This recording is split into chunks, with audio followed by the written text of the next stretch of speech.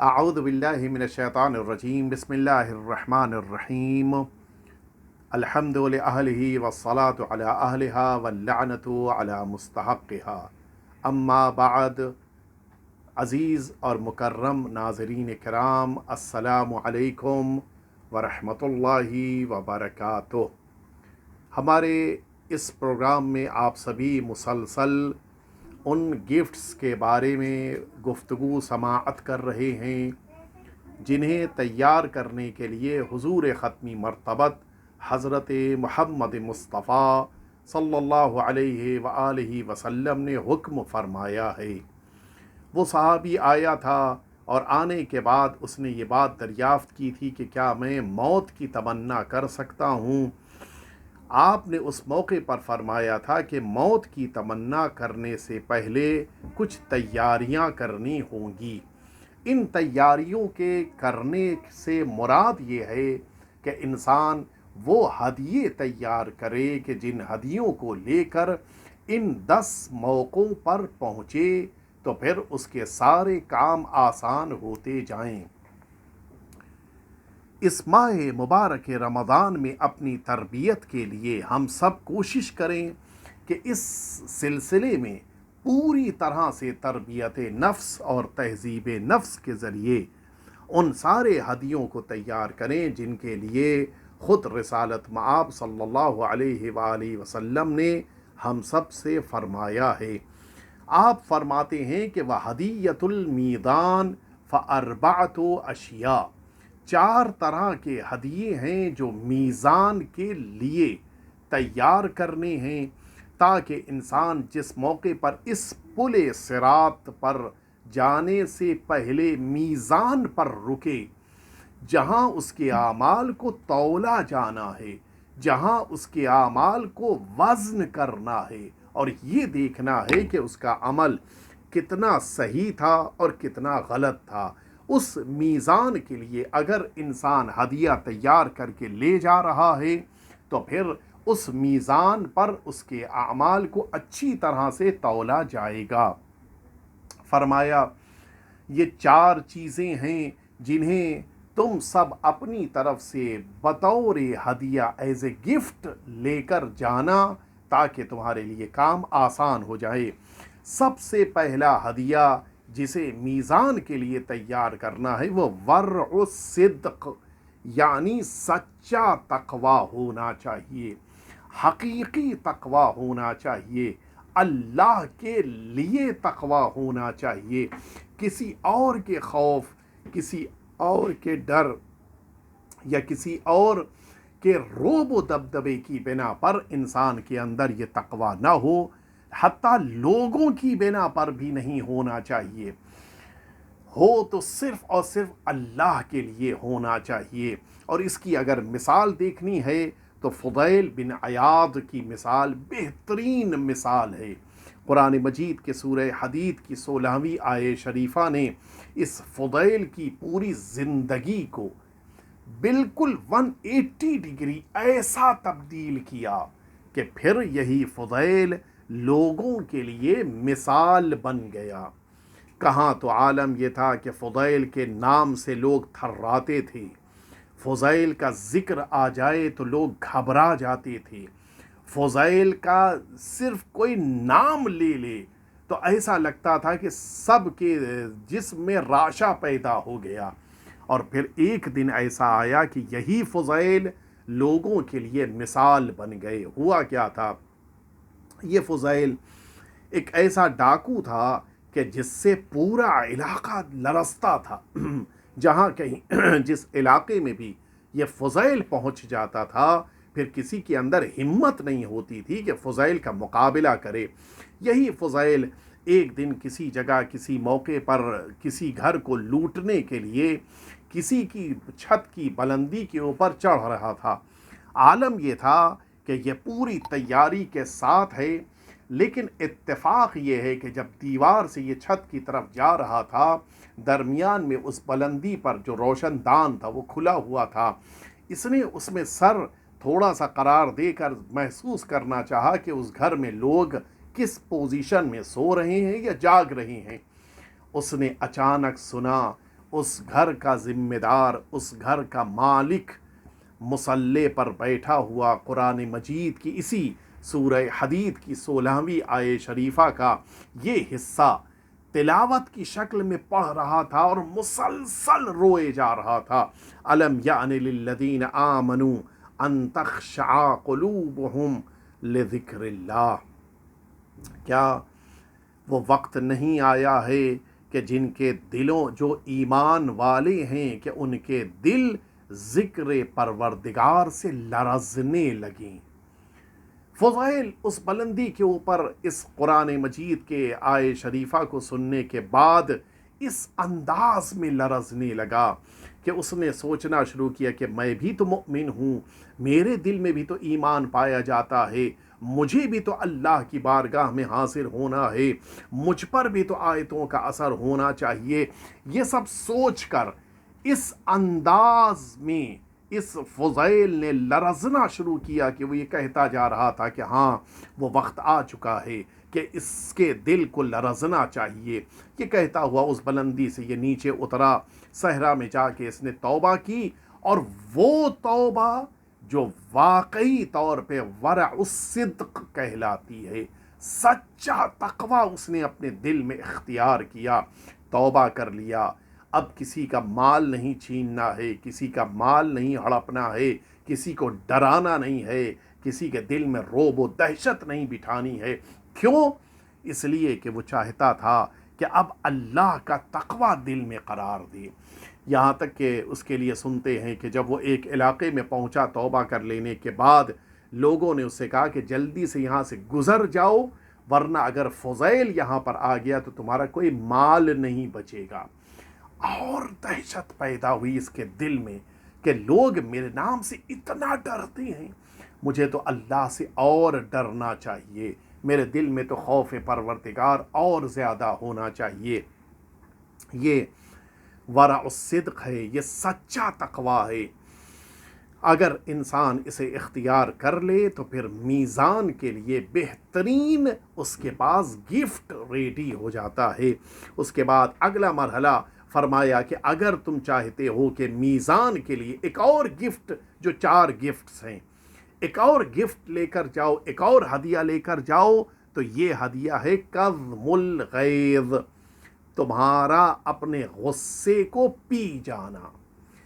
یہ وہ چیز ہونی چاہیے کہ جو تمہاری زندگی کے لیے بہترین ہدیہ تمہاری طرف سے ہونا چاہیے، غصے کو پی جانا، بلا وجہ کا غصہ۔ انسان غصہ کرتا ہے، اپنا نقصان کرتا ہے۔ غصہ نہیں کرے گا تو میزان پر آرام سے گزرے گا، غصہ کرے گا میزان پر بھی مشکل سے گزرے گا، دنیا میں بھی، زندگی میں بھی اذیت میں رہے گا، پریشان رہے گا، اور خود ہی نہیں، اپنے اطراف میں رہنے والے سارے ساتھیوں کو بھی یہ انسان پریشان کرتا ہے۔ لہٰذا انسان کو سوچنا چاہیے اس غصے سے کوئی فائدہ نہیں۔ آپ سبھی نے الیسع کا نام سنا ہوگا، اپنے زمانے کے نبی۔ وہ جب دنیا سے جانے لگے، اب یہ طے پایا کہ وہ کسی کو اپنا وزیر، نمائندہ اور جانشین قرار دیں۔ انہوں نے بھرے مجمع میں اعلان کر دیا کہ جو تم میں سے چاہے میرا جانشین بن جائے۔ دیکھیے انبیاء کرام بھی کبھی کبھی انسانوں کی آزمائش کے لیے ایسے جملے فرماتے تھے۔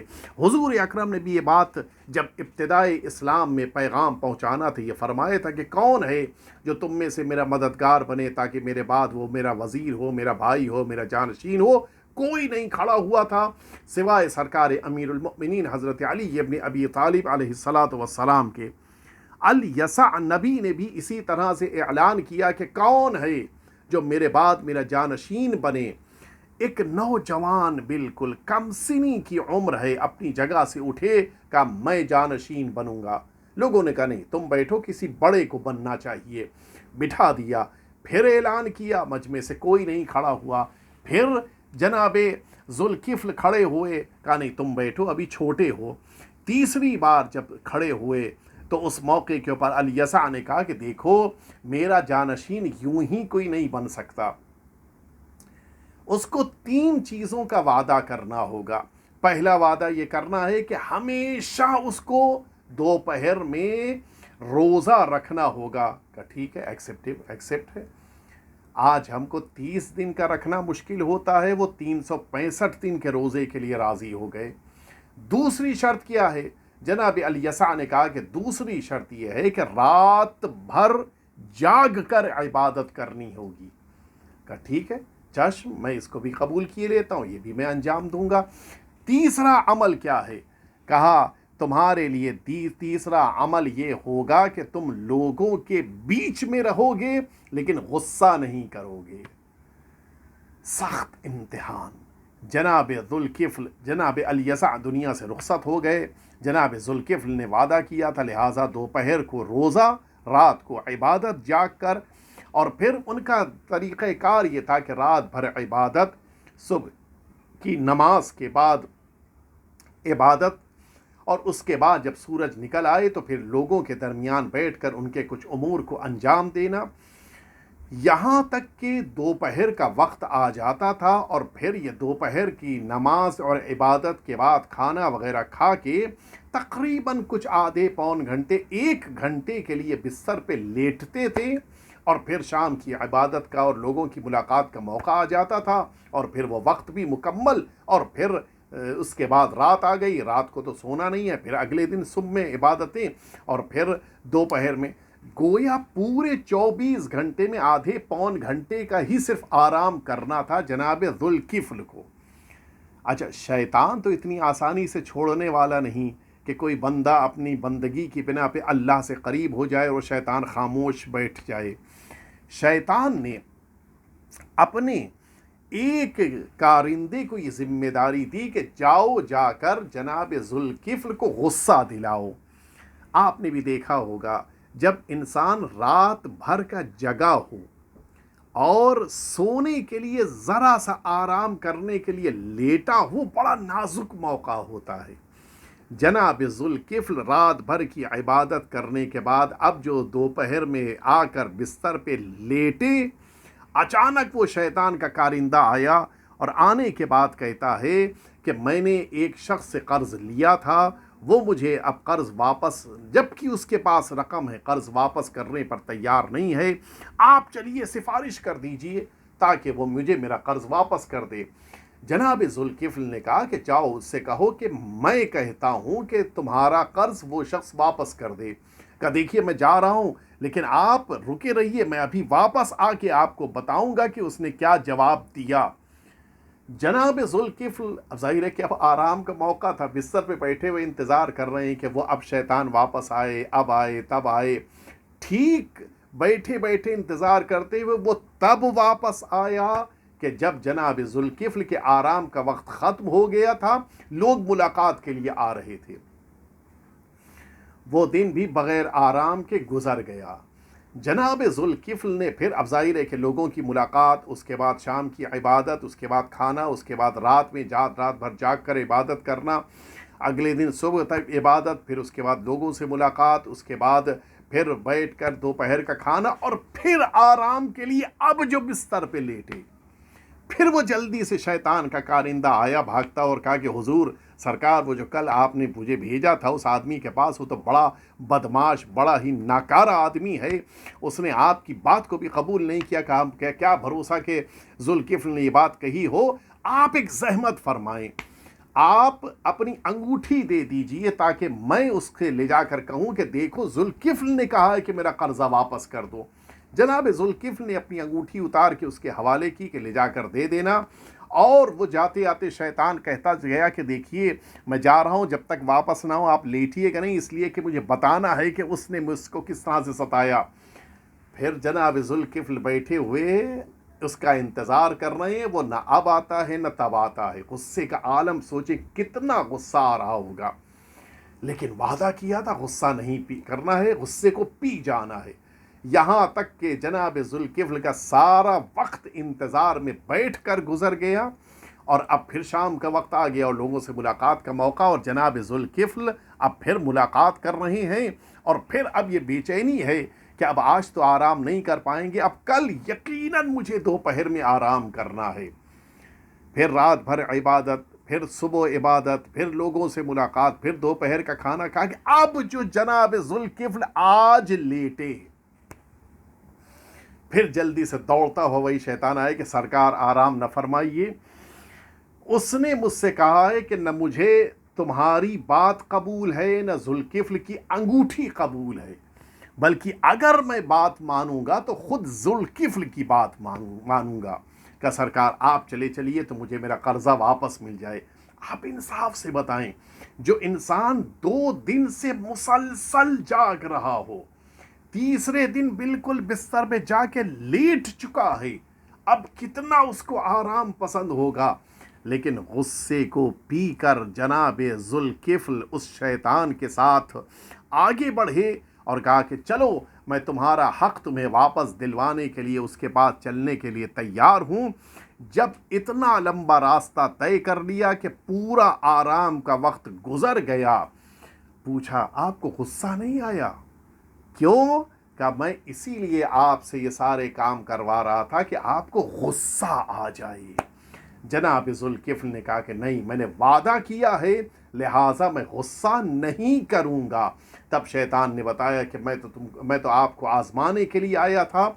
یعنی آپ نے محسوس فرمایا جسے اللہ کی طرف سے کوئی عہدہ چاہیے اسے غصے کو ترک کرنا ہوگا، اسے غصے کو پینے کا جذبہ اپنے اندر پیدا کرنا ہوگا.